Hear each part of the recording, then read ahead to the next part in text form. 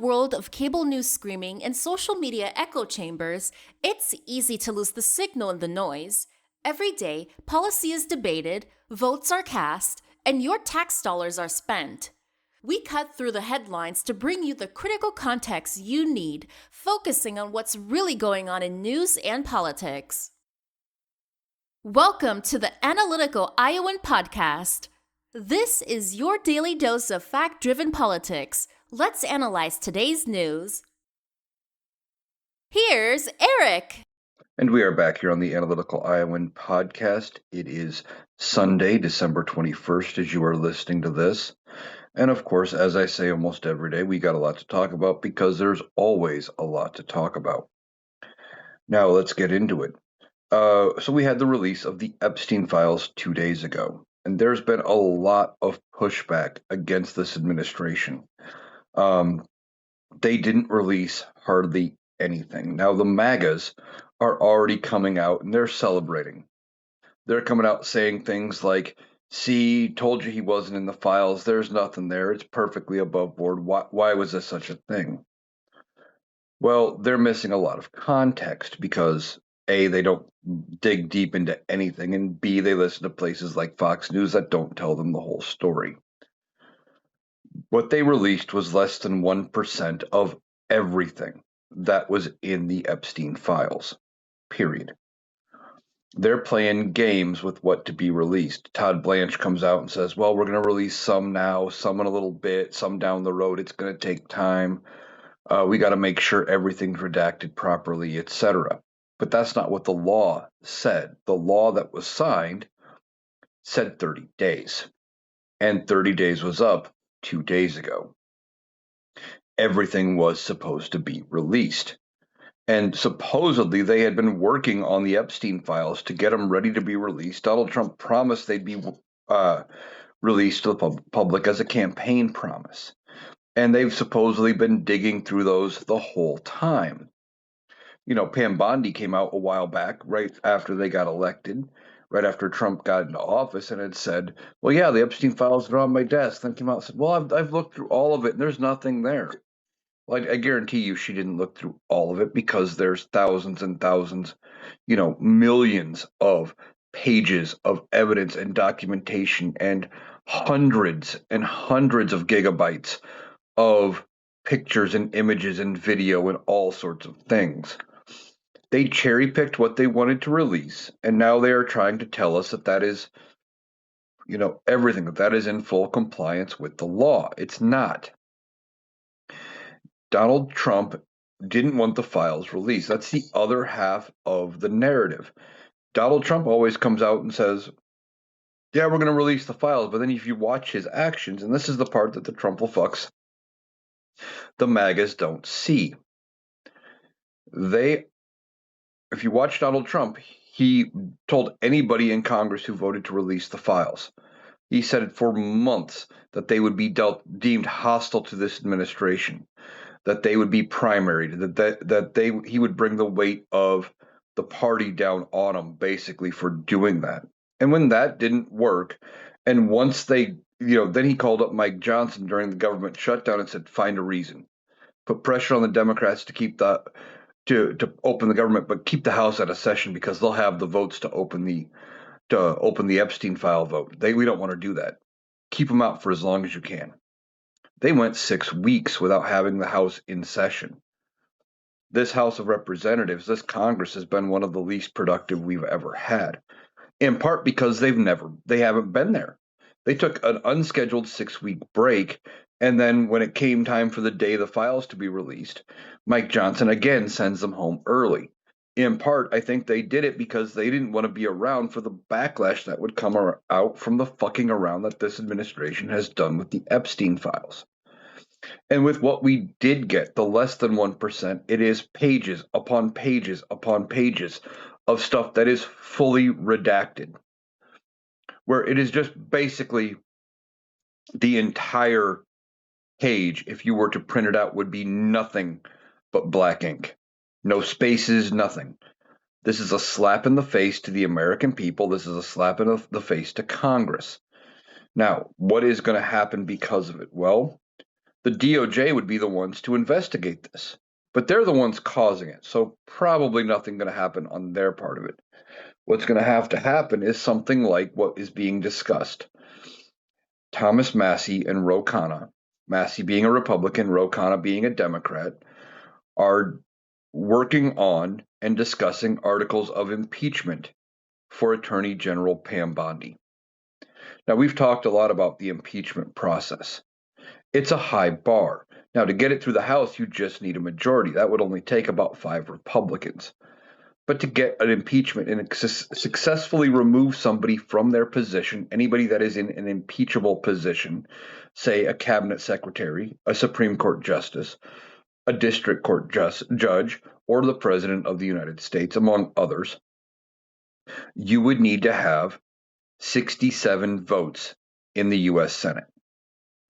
Republicans currently hold 53. So 24 Republicans, just under half of what the Republicans have in the Senate, would have to break ranks and side with all Democrats to remove whoever gets brought up on impeachment charges. Okay? Now, the impeachment itself, and this is where a lot of people get it wrong, impeachment is the official charge. Basically, what happens is the House of Representatives votes on an article of impeachment, which is an official charge from the House of Representatives. Now, there is no criminal penalty. These cannot be pardoned.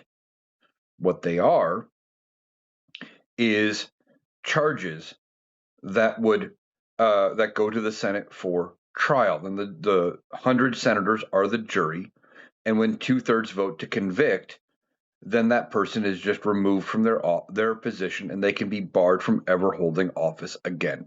Those are the only 2 penalties for impeachment. There is no civil fines. There are no monetary fine of any kind. There is no criminal penalty. They cannot be thrown in jail. It is just removal from office. And we have never impeached, or we've never removed anybody through impeachment. We have come close. Andrew Jackson, I think it was Andrew Jackson, or was it Andrew Johnson? One of the two was 1 vote away from being removed. Not very well liked. I think it was Andrew Johnson right after the Civil War. But he wasn't very well liked, and he was a dick.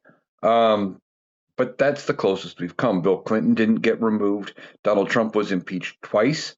And if there had been more time left in Donald Trump's first term, I think they would have probably removed him. But Mitch McConnell took the coward's way out and said, well, technically his term's over. He's going to be out of office. We don't need to remove him now. We can do it later. So that's what they did. They removed him, or they said, we were not going to remove him. We're going to let it be a criminal justice problem, and the Department of Justice can deal with it under the Biden administration. We've never removed anybody from impeachment, but I'm going to make a prediction. And it's the same thing I have been saying about this situation all along. And this goes for anybody that the House could currently choose to remove or to impeach. If they are put in by a Republican while the Republicans have control of the House and the Senate, I don't expect the impeachment vote to go through. I don't expect it to be passed unless they already know behind closed doors that they have discussed it with the senators and they have the votes. Now, there's nothing illegal about having those conversations. Now, I guarantee you, if something comes out that they were doing that, Donald Trump would want to come out and say, well, that's illegal. They can't do that. They shouldn't be allowed to do that. Well, maybe if we were talking about a criminal case where life in prison was on the line, or the death penalty or something like that, that's when the jury's not allowed to discuss the case outside of the deliberation room and not before the end of the trial. But that's not this. The only penalty for successfully being found guilty during an impeachment is removal from office and barring from ever holding again. The stakes are low. And The Congress has done it before. Remember under Nixon with Watergate. They went to Nixon and said, "Hey, we got the votes to remove you. You'd better resign." And he stopped, he thought about it, and he ends up resigning. Gave us President Ford. Now, is Donald Trump going to resign over any of this? Not yet. Um, but they're talking about impeaching Pam Bondi. Now, Pam Bondi may not be the only one that falls because of this. You have Todd Blanche, who is also coming out and giving all sorts of uh, fucked up answers, saying, well, we've released everything we've had to. No, you didn't. You've released less than 1%. He's also said that it's going to take time and it's going to be coming out in the coming weeks and months. And basically, he has told the world that they're going to take their time agreeing with what Congress passed, that they're just going to drag this out and it's going to be no big deal. Now, this is kind of how we expected them to fuck around with it. Thought they might announce some new investigations or something like that. But remember, this isn't the only set of documents for the Epstein files. Congress has been going through and they're doing their own bipartisan investigation in the House Oversight Committee. And they're releasing more photos. And some of these photos are kind of fucked up. Now, there were some photos that were released that showed underage girls, all so far appearing to be, from the bits I've seen, either not showing whether or not they were fully clothed, or sensitive areas at least covered, I think. But they had quotes from the book Lolita written on at least one of the girls, which is creepy in and of itself. And if you are not familiar with that book, I don't remember who the author is, but basically, it's written from the main character's perspective, where he talks about having feelings for and wanting a relationship with, and I believe actually having a relationship with, his 12-year-old daughter, stepdaughter, something like that. It's very weird, and that puts in worse context for the Epstein files. Those were things released by the House Oversight Committee. That is some of what they have, and they haven't released all of the worst information they have. Now, going with it, the DOJ, when they did release everything, I guess some stuff has already disappeared. There were some things that were put up that have now been taken back down. They weren't redacted enough, apparently, for the DOJ's liking. But now that they've been out there, it's hard for them to, fix it and put it back. Apparently, I've been hearing other people claim that the search function doesn't work. Some people are saying it works just fine, but with all of the redactions, it's hard to tell. And of course, the MAGA followers are going, well, you type Trump's name into the search bar and nothing comes up, except it does, because he's in there mentioned a few times. Now, there is one police statement from one of the victims, referred to as Jane Doe. She talks about being taken by Epstein, having a very weird vibe with Epstein, and it was early in her recruitment. I think she was 14, I believe, and got taken to Mar-a-Lago well before Donald Trump was president. Oh wow, that was a Freudian slip. That he Epstein took her to Mar-a-Lago to meet Donald Trump, and that Epstein nudged Donald Trump and said, "Yeah, isn't she a good one?" or something like that. And he nodded and smiled, in agreement. And she was too young and naive to understand what they were talking about. And that went on. Now, the more of the stuff that comes out with these Epstein files, the worse it is going to be for Donald Trump. The pressure's already on. And Pam Bondi and others have to realize that they are protecting Donald Trump for right now. But at some point, he is going to be gone. Whether the Big Mac gets him, whether the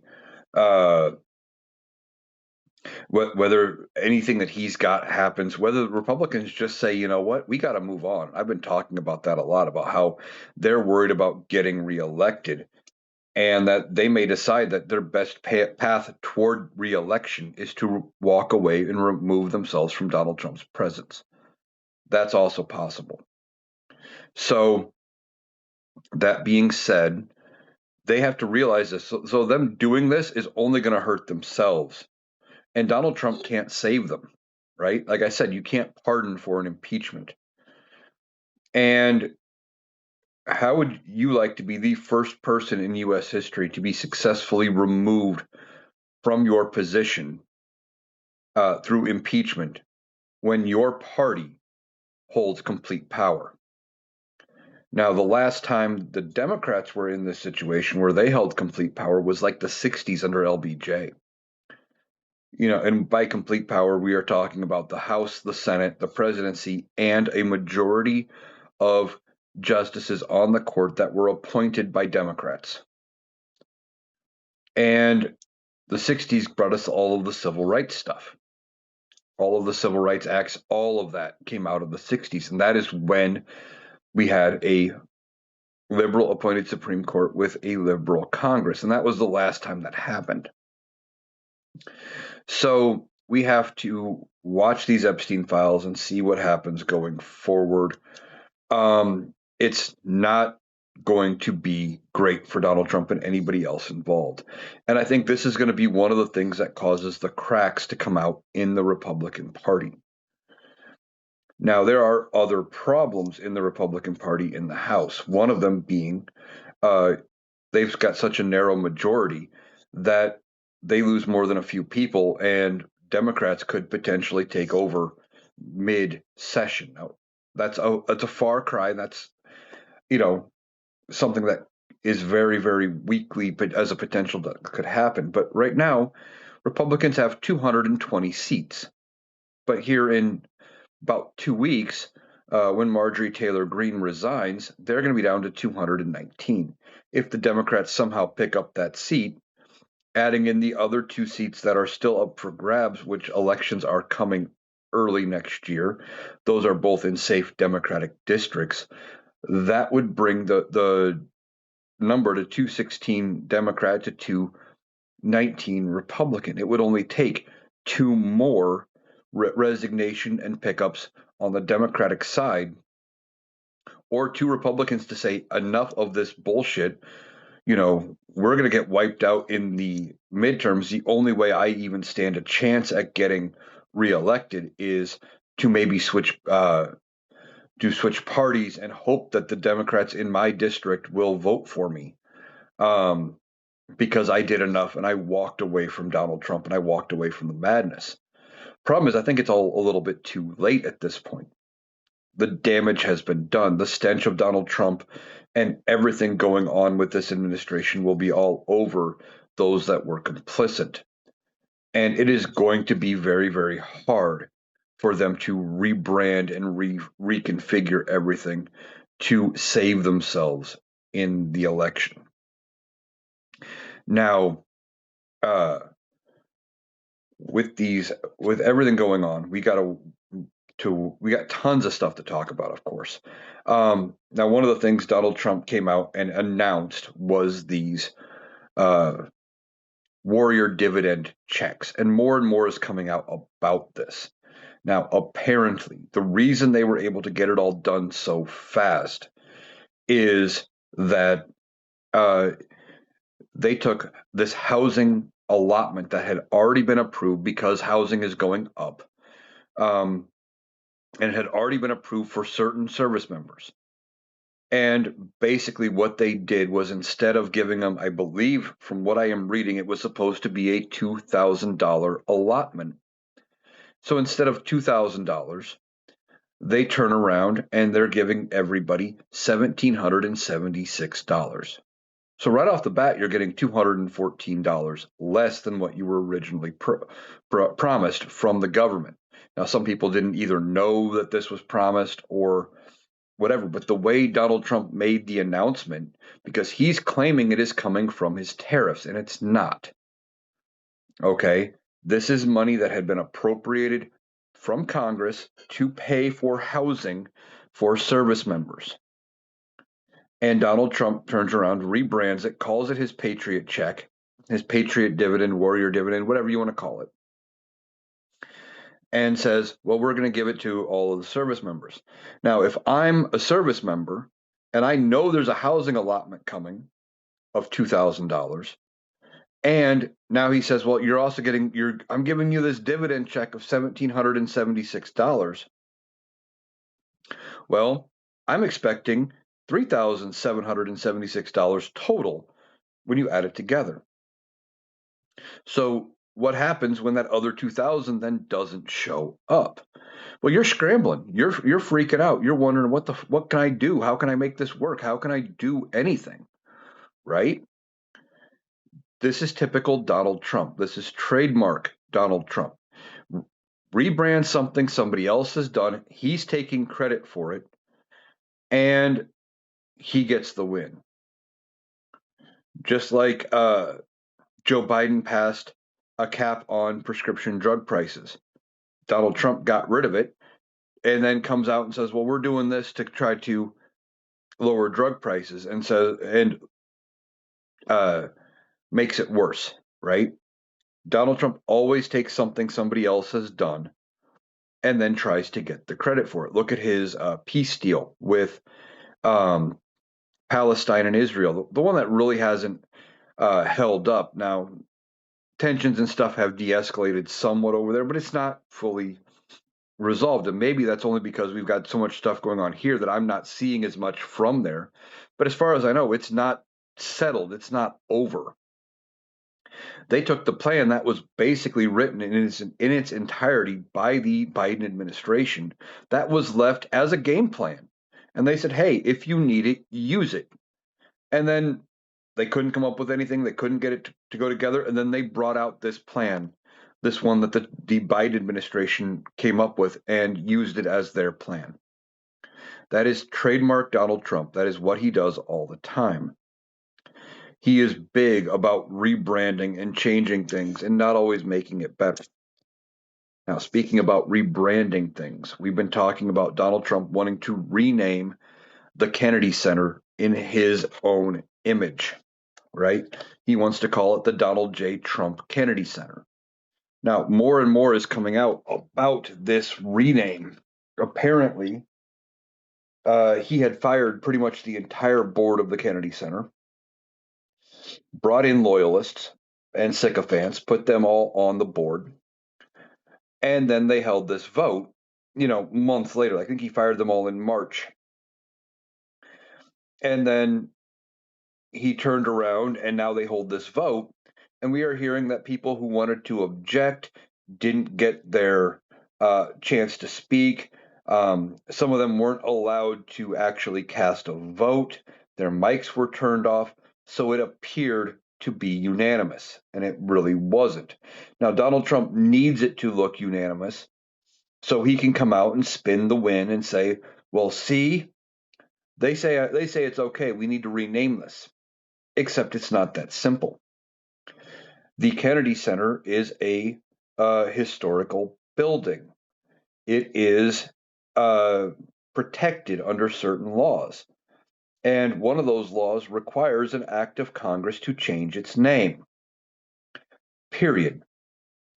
Did Congress pass anything that would change the name of the Kennedy Center? No, they did not. So there should be no renaming of the Kennedy Center. The other part of that of the U.S. law, and I don't know if it's the same law or a separate law, typically says things like buildings, parks, and things like that can't be named after living people without an act of Congress. Well, Donald Trump's still alive, at least as far as I know. We haven't gotten word of the big, beautiful obituary yet. As Mark Twain once said, I wouldn't wish death upon anybody, but there are lots of obituaries I can't wait to read. And that is what's going to happen with Donald Trump when he is finally gone, when he shuffles off this mortal coil. So there should be no name change for the Kennedy Center. However, Donald Trump, wasting no time, probably sent somebody out to Home Depot, found the cheapest, tackiest gold lettering he could find, and they've already put his name on the building. Now, if he wants to have his name on the building, as much as uh, I don't care, I don't exactly care if he does it right now, right? Why? Because this isn't permanent. This isn't official, right? It's like him renaming the War Department or the Department of Defense to the War Department, things like that. These are things that are going to be changed back as soon as he is gone, when there is a Democrat back in office. Now, I don't know if J.D. Vance would uh, be willing to keep that name there and if he would cite anything passed by Congress. Problem is, if they're going to pass something through Congress, uh, they would need bipartisan support because you'd have to get past the filibuster. And well, that ain't going to happen. So this is performative, right? And we're already seeing the counter effects of what happens with Donald Trump having his hand in the Kennedy Center. Everything Donald Trump touches fails, it dies. And I don't want to see the Kennedy Center fail. However, acts are not going there. They're not selling out events like they used to. Um, Certain performers are now that Donald Trump has put his name on the building, they're canceling their venue, right? That they were canceling that they were going to go there and they're booking someplace else. They are He's effectively making it so nobody books there. Who are they going to get at the Kennedy Center next? They're going to get Kid Rock, somebody like that to go perform. I mean, we're hearing that they're not selling out events like they used to and that they're having to give tickets away just to make sure it looks at least full enough that uh, you know they keep up the appearance. Donald Trump is a horrible businessman. He doesn't understand the concepts of business, and we see this all the time.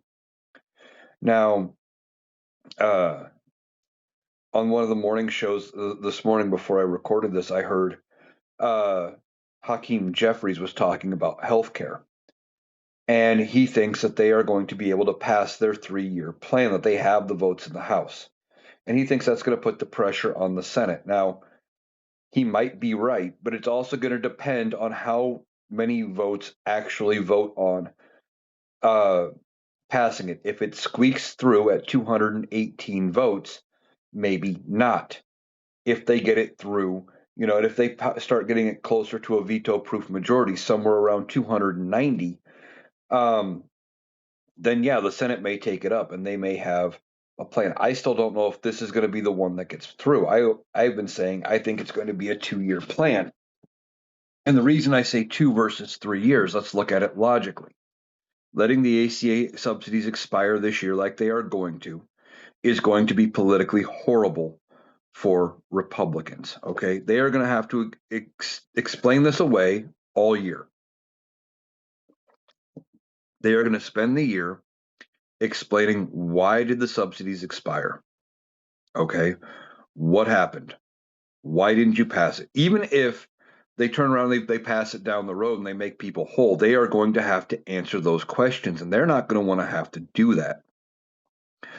Okay, they're going to have to figure that out, and I know they're not going to want to have to answer those questions. Then you have the fact that if you go 3 years, or even if they only pass a single year extension, they're going to have to answer those questions at about the end of the year. Okay. Either way is going to be bad for Republicans. If you go 4 years, now you're past the end of the Trump administration. And now you're looking at the next president being in power. And that gives that person something to run on in the general in 2028. Saying, well, yeah, I'm going to keep extending the ACA subsidies. We're going to get healthcare fixed and everything like that. It gives them a talking point. And Republicans aren't going to want to give Democrats another talking point. They already have a lot they can work with. And this administration knows they're in trouble. They know that the Republicans are going to be in trouble in 28. They're already worried about losing the House in 26. Okay, they are worried about losing the House and possibly the Senate. So 1 and 2 years or expiring, or 1 and 3 years are bad, right? Now, if you go 3 years, now you're dealing with them being up in 28. Okay, in 28, same problem as I'm running out in 29. You're talking about it's time for the general election, and again, they're answering questions about it all election cycle, and it's going to be horrible for them to be able to run on that. That's why I thought 2 years was going to be the best plan. Now, what happens when this gets to Donald Trump's desk? And is he going to sign it? I think you could get him to sign it. Now, hopefully, they put something in this plan that would retroactively make people whole, right? That if insurance companies had to charge higher premiums because they didn't get this passed until say January 15th, um, that they have some kind of retroactive payment, maybe even another open enrollment window for people to be able to log in and access it if they had chose not to get coverage because of the expiring premium, something like that. But how do you get Donald Trump to sign it? Okay.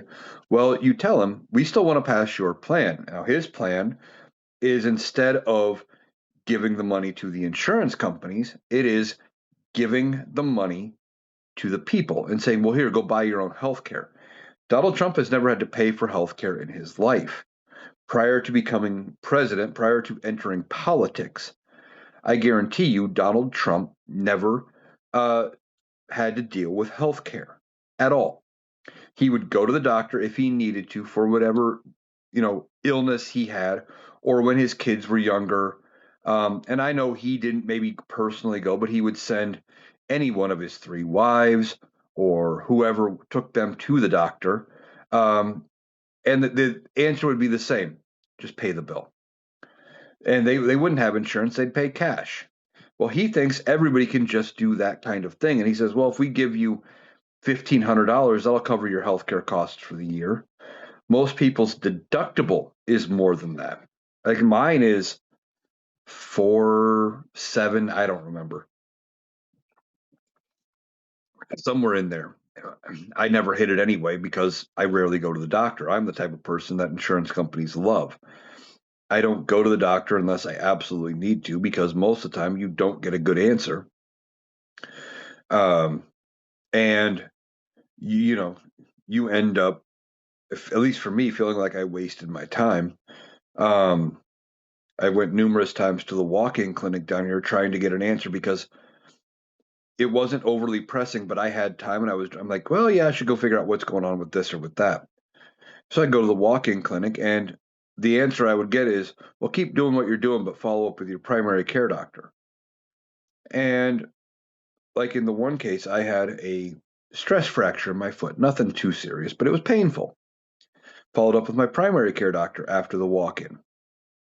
They turned around, sent me to the podiatrist. Podiatrist goes, yeah, it's just a stress fracture here. Take some anti-inflammatory stuff and you'll be fine. Now, if I would have tried that on my own, I probably would have been okay. But anyway, my point is, I'm one of those people that don't go to the doctor hardly ever. And I go ahead and I make the insurance companies lots of money. But what giving me like that money and not cutting off my deductible, that might work for somebody in my case where I hardly go to the doctor. But for a lot of people, you go to the doctor and you need to be able to be seen. Now, if you're paying, I saw one TikTok from a family, and I realized some of this is anecdotal evidence, but they were going to go from $500 to $2,000 a month, I believe it was, on their health insurance. It was already 500, and I could believe it because um, I remember 10 years ago, over 10 years ago, I was looking at my insurance policies, and I couldn't believe striking difference between single and, uh, you know, spouse and kids plans. And that was like the single coverage at that particular job was something like $25, $30 every 2 weeks, every paycheck.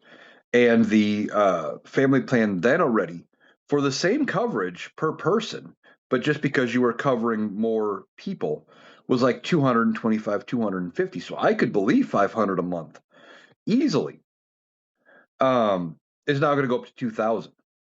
Well, who can afford $2,000 a month just for health coverage? Now you're talking, 2,000 a month times 12 months, that's $24,000 a year just for your health insurance. And that's before you get into deductibles and anything like that. Well, 24,000 for some people is getting close to what they are making for the year, right? I mean, I know it's somewhere around, I think 17 or $18 an hour is about what puts you at about 30 grand for the year, somewhere in that ballpark. And if you're making under that, you're making less than 30 grand. It would be the entirety of your money. So then you gamble with it. And one of the things you used to be able to do if you were making that little is you'd be able to get on Medicaid. But Donald Trump and this administration, specifically in the One Big Beautiful Bill, they gutted Medicaid. They made it harder to get on Medicaid. They made it harder to qualify, and they reduced how much money is in the program so even less people can qualify. And they did it all in the name of waste, fraud, and abuse. Um, so Hakeem Jeffries thinks his 3-year plan for extending the subsidies is going to work. Okay. And I hope he's right. I hope it does pass. But if it doesn't, I firmly believe that this is going to be what causes the uh, the House to flip to the Democrats by 50 plus seats, and it probably guarantees them the Senate. Because now, even if they pass something, if the Republicans don't do it by the end of the year and they have to wait till next year, and even if they ultimately make it right for people, it is going to be a good talking point that the Democrats can use to show exactly how bad the Republicans are at governing, at doing all of those things. They were willing to let you go without health care. They were willing to let you suffer. Now, Donald Trump wants us to believe the economy is going very, very well, and it's not. Okay, he did a rally Friday night where he was talking about how great the economy was and all of this, and it was his normal talking points. And I think it was at this rally. Now, I could be getting my stories crisscrossed, so I may be getting the source of the quote wrong. But Donald Trump comes out and says that he could eliminate all unemployment in the nation, all 4.6% of the unemployment rate, if he just hired unnecessary federal workers. Now, a couple things with this. He continued to say that that's what we had before under Joe Biden, and that he would make it that he's already fixed the unnecessary worker problem in the federal government, and he's not going to bring in a bunch of unnecessary workers just to fix the unemployment problem. Well, this is where again Donald Trump fucks up. He doesn't realize what he is saying. First of all, if it was true, which it's not, that the entirety of the 4.6% unemployment rate was all due to layoffs with the federal government, does he not realize that that is his doing? That the blame could be laid at his feet for all of it then? And he just admitted in what he just said that he's the one responsible for the unemployment? Doesn't he realize it? Or is he just that dumb? Well, that's part of it, okay? He doesn't realize that by saying that because he thought he was successfully shifting the blame to Joe Biden by saying, well, we had all these unnecessary workers in the federal government, so I'd have no unemployment if I left him alone. Well, again, he doesn't realize that he's blaming himself for it. Two, we didn't have unnecessary workers in the federal government, and he knows it. Why? Because how many people have been brought back after the fact? How many have they come through with and said after the fact, oh, yeah, I guess we did need you. You got to get back to work? Quite a few. Quite a few. Donald Trump, they fired a bunch of people that maintained the nuclear weapons. Almost immediately had to rehire them. Other groups, they were going to let them all go. They were going to let go a bunch of IRS workers, tax people. Turned around, tax season came in. They said, "Oh fuck, we got to have these people." Brought them back. And now I did a story I talked about several weeks ago, I think now, where it was people from the Department of Education talking about discrimination complaints with education, talking about things like ADA compliance and things like that, where they needed to get through a backlog of complaints for schools, and they couldn't do it with the staffing they currently had. So they offered everybody that was let go a chance to come back, help them get through the backlog with pay, of course. But then once they were through the backlog, they were going to get fired again. Now, I don't think anybody took them up on that offer, but that's the point of what this administration is trying to do. They don't even realize what they are saying, what they are doing. He is saying, well, we had all these unnecessary people, but yet you constantly bring them back. And then they were letting like air traffic controllers go, things like that. They brought them back with bonus pay, and they were even loosening the restrictions on some of the people who had aged out because they couldn't find anybody to fill those roles. Again, bonuses and etc. The other half of it is if he is saying that all of that unemployment, you know, was in the that he could end this, he just doesn't realize the logistical nightmare of hiring that many people. There's always going to be some unemployment nationwide. You can't get that number down to zero. You just can't. Because for one reason or another, there are going to be people that are unemployed. Maybe not unemployable, but that they will be between jobs for one reason or another. It's never going to be perfect.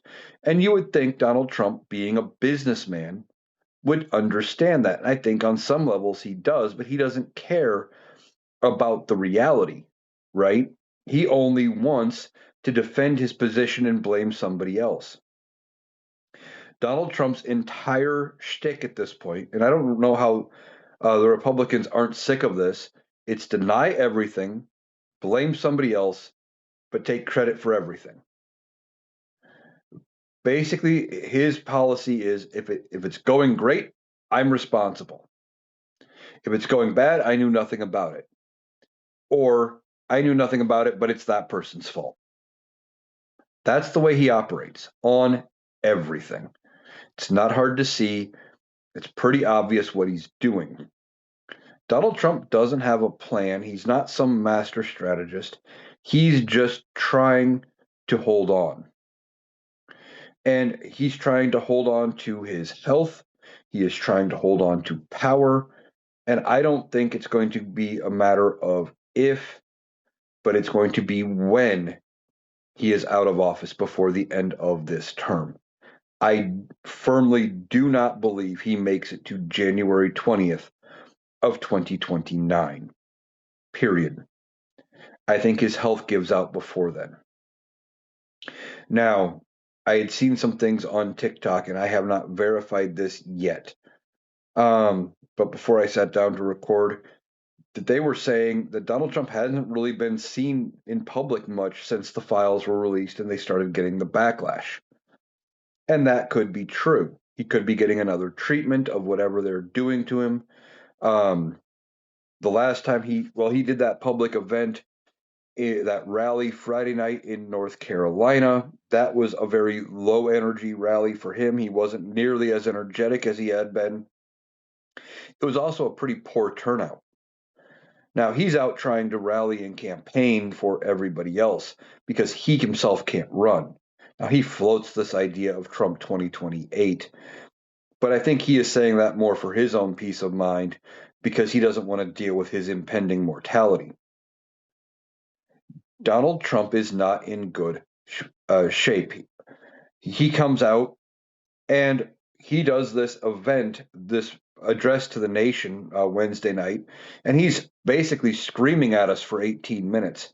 He looked like he had more energy, but you can just kind of see in some of his mannerisms.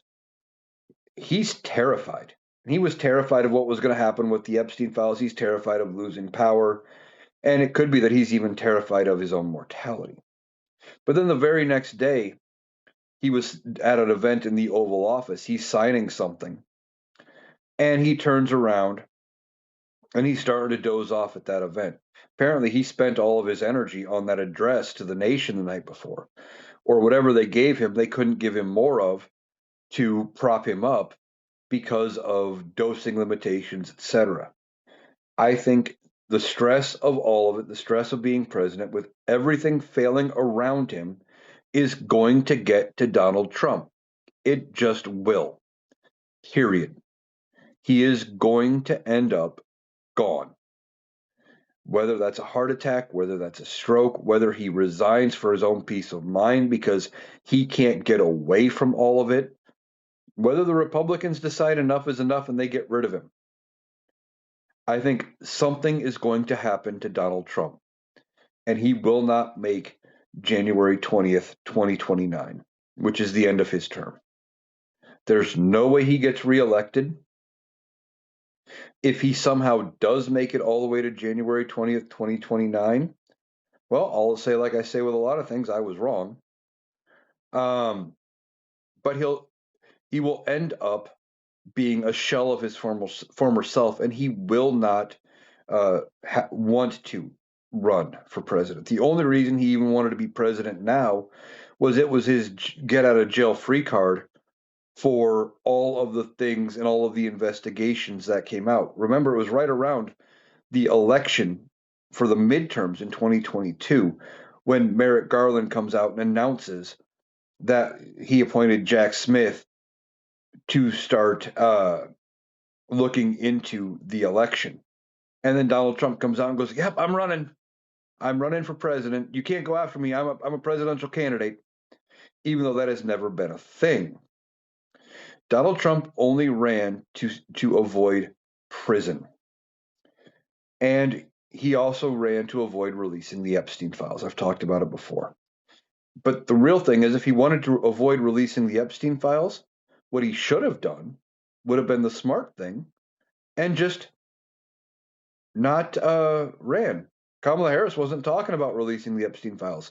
They weren't doing anything with the Epstein files at all. They just were going to apparently let it all go and do nothing.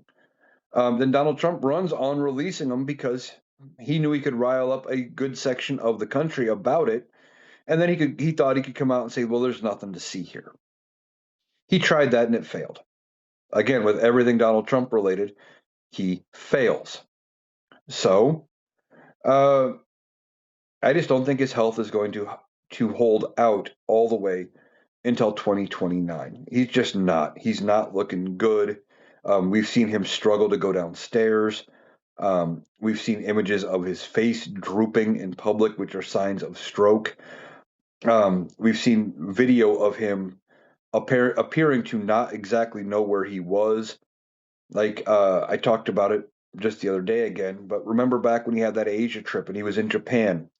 He was supposed to walk with the Prime Minister of Japan up to the American and Japanese flags, stop, turn, respectfully bow, turn, and continue walking. But he wasn't walking in step with her.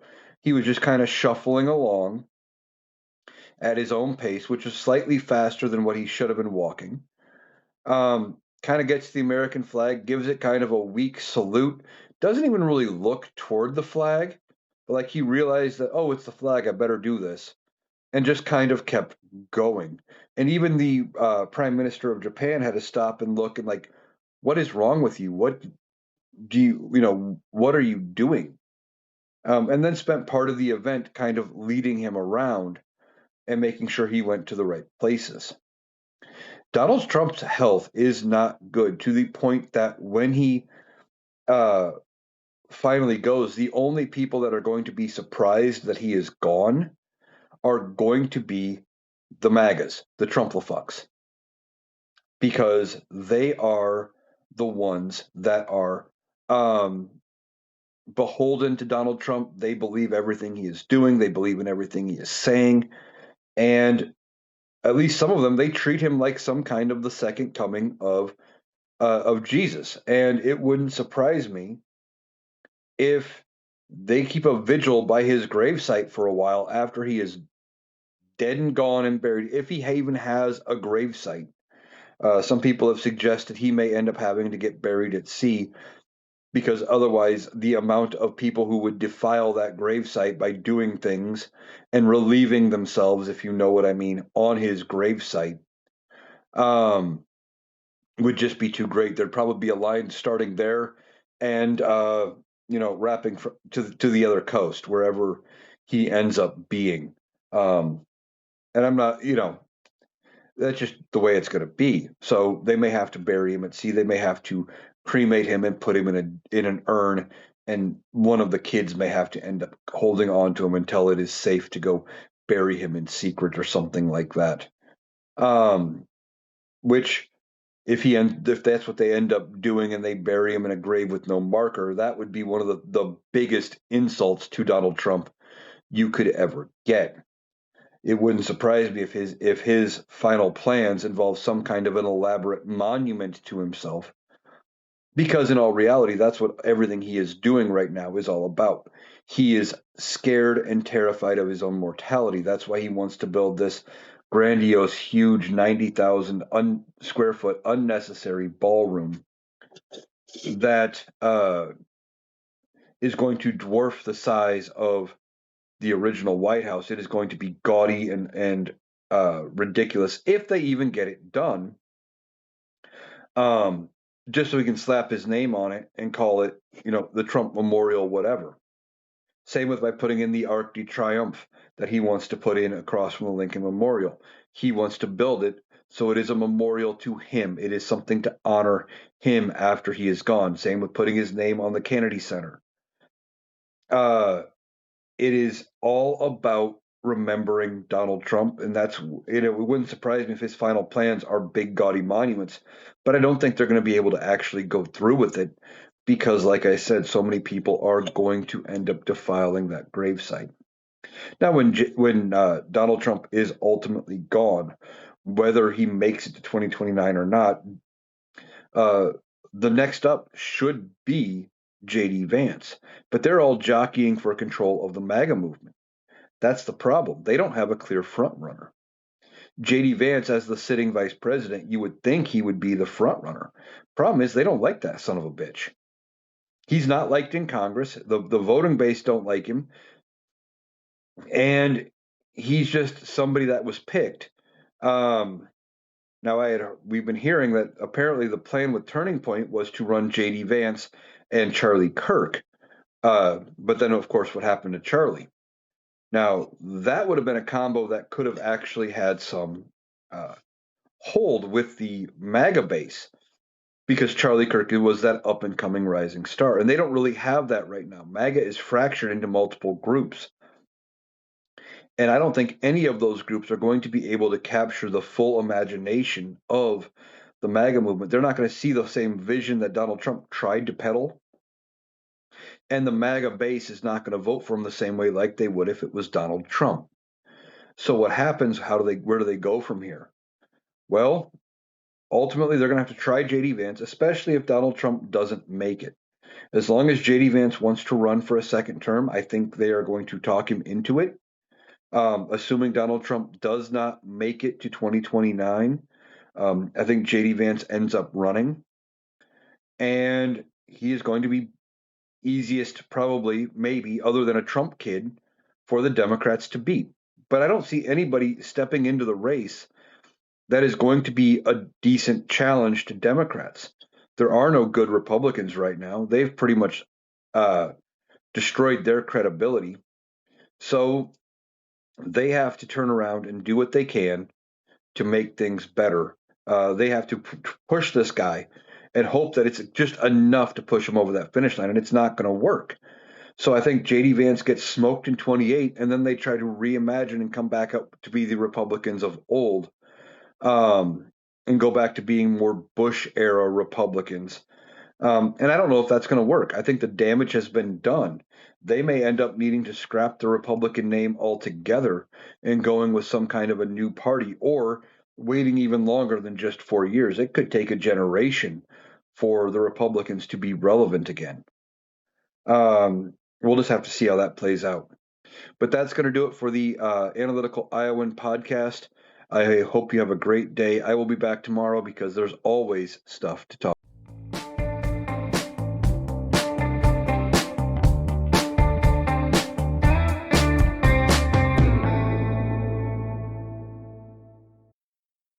That was Eric. That does it for our analysis today. If you appreciated us cutting through the noise to get to the critical context, please make sure you're subscribed to the Analytical Iowan podcast on Spotify and YouTube. We'll be back tomorrow. Thanks for listening.